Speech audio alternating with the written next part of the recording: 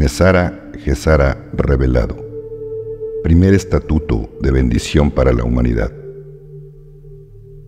Este es el primer video con la información de las leyes o estatutos que se llevarán a cabo una vez que entre la ley Nesara en Estados Unidos y o Gesara en el resto del mundo. Esta es una serie de 19 videos en donde te informaré de cada uno de los beneficios que trae consigo Nesara Gesara para la humanidad. Nesara Gesara revelado. Primer estatuto. Elimina a cero todas las tarjetas de crédito, hipotecas y créditos obtenidos de los bancos, deuda adquirida debido a actividades bancarias y gubernamentales ilegales. Esta es la peor pesadilla de la Reserva Federal. Un jubileo o un perdón de deuda. La palabra crédito tiene su origen en el latín, en concreto en creditum, que se puede traducir como cosa confiada.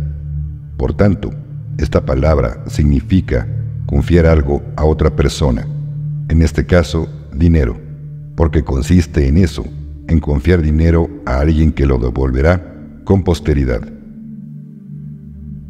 Desde que el ser humano vive en comunidad, ha tenido la necesidad de entablar relaciones de todo tipo, con personas y posteriormente instituciones que le han brindado diversas maneras de guardar o de adquirir bienes.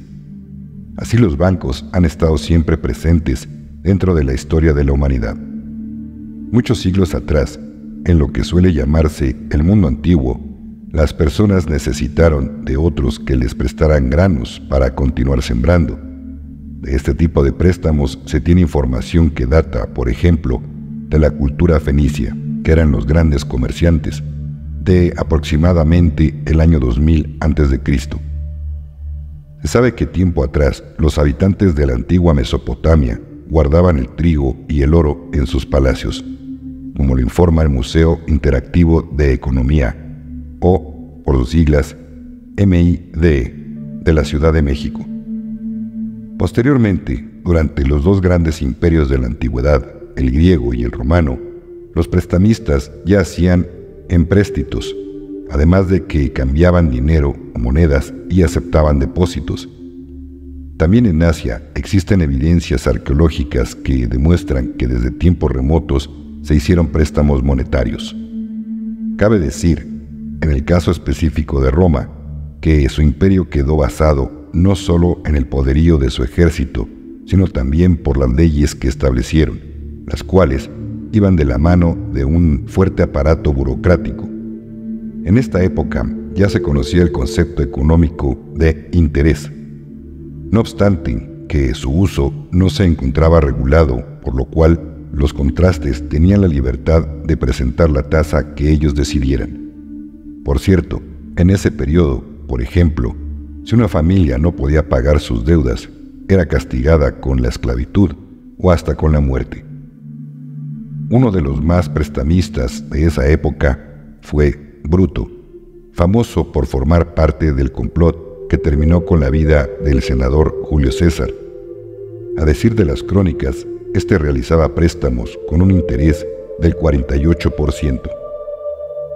La banca, con mucho de lo que actualmente conocemos, surgió en Italia a principios del Renacimiento, sobre todo en las poderosas ciudades del norte, como Venecia, Florencia y en el puerto de Génova. En el caso de Florencia, fueron las familias Bardi y Perucci quienes dominaron la banca de esa ciudad en el siglo XVII, estableciendo sucursales en muchas urbes europeas. Sin embargo, el banco más famoso fue el de los Medici, fundado por Juan de Medici en 1397. Su hijo Cosimo es famoso por haber sido uno de los grandes banqueros del Renacimiento. Cabe acotar que el trabajo de banquero profesional surgió hacia el año de 1100, denominados banchieri, cuyo nombre deriva del banco en el que se sentaban para hacer sus transacciones. Con el paso del tiempo, el desarrollo de la banca comenzó a extenderse a toda Europa, dando lugar a innovaciones notables en lugares como Ámsterdam en el siglo XVI o en Londres durante los siglos XVII y XVIII.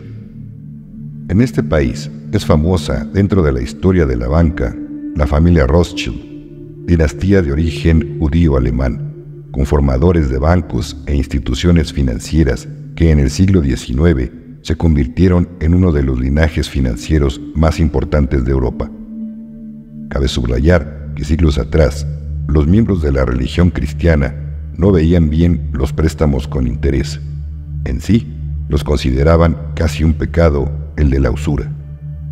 Paradójicamente, en la Nueva España, los grandes banqueros y prestamistas fueron los miembros de la Compañía de Jesús, que llegó a tener, por su labor bancaria y de crédito, una fortuna inconmensurable.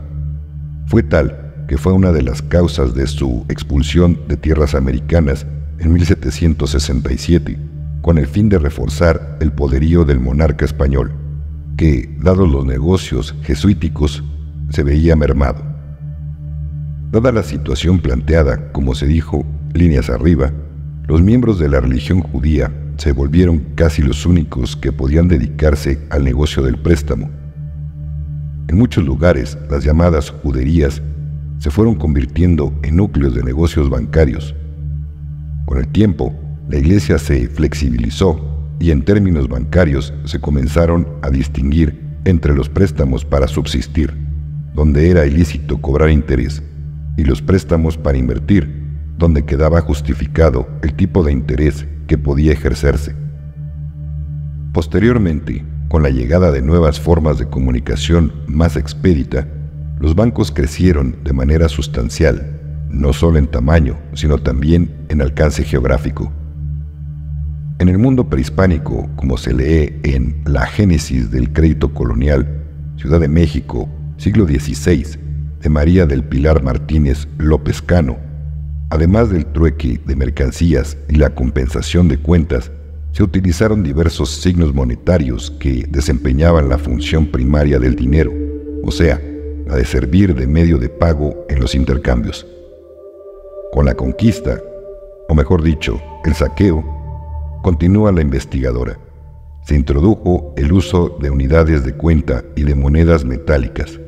Con el tiempo, los tiempos y valores se calcularon en términos monetarios, independientemente de que el pago se materializase con piezas metálicas, signos monetarios, documentos o se recurriese a la compensación de cuentas o al trueque de mercancías.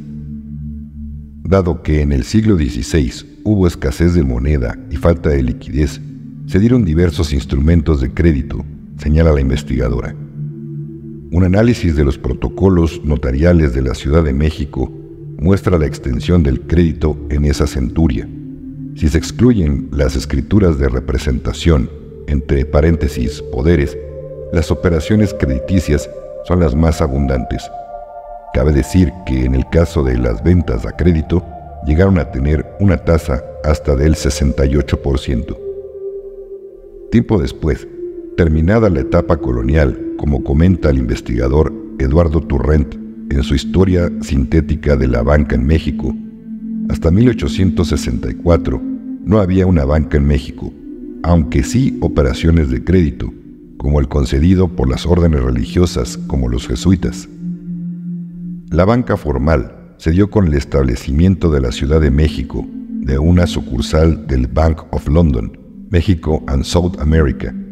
Poco después, en Chihuahua, hacia 1875, fue creado el Banco de Santa Eulalia y después el Banco de Hidalgo. Sobre esos años, el historiador Turrent dice: desde el punto de vista de la especialización para las instituciones, la Ley de Instituciones de Crédito que se promulgó en 1897 contempló tres modelos bancarios: bancos de emisión, entre paréntesis, bancos de depósito y descuento con facultad para emitir billetes, bancos hipotecarios y dos bancos refaccionarios. Con el paso del tiempo, muchas entidades tuvieron sus propios bancos, así como algunos ejércitos como el Constitucionalista. La historia de la banca del crédito y de los banqueros ha generado la creación de decenas de libros y artículos, por lo cual este texto busca ser solo un mero acercamiento al tema para subrayar cómo desde tiempos inmemoriales la banca y los banqueros han estado conviviendo con millones de personas que buscan lograr cumplir sus sueños de poseer una mejor calidad de vida, misma que aspira cualquiera en México y en el mundo. Nota de tu servidor. Ahora yo le cambiaría la palabra del latín creditum bancario a raubare bancario. Eso suena más verídico. En español, robo, ya que eso es exactamente un robo que se ha permitido en todos los tiempos, en todos los países. Pero esto va a cambiar muy pronto, y juntos celebraremos el gran jubileo. Este primer estatuto dice el gran jubileo o condonación de la deuda. Yo te digo que no hay ninguna condonación de deudas. Lo que habrá es una devolución de nuestro dinero robado y el arresto de estos ladrones que, por su culpa, han dejado sin casa o en la pobreza a miles o millones de personas.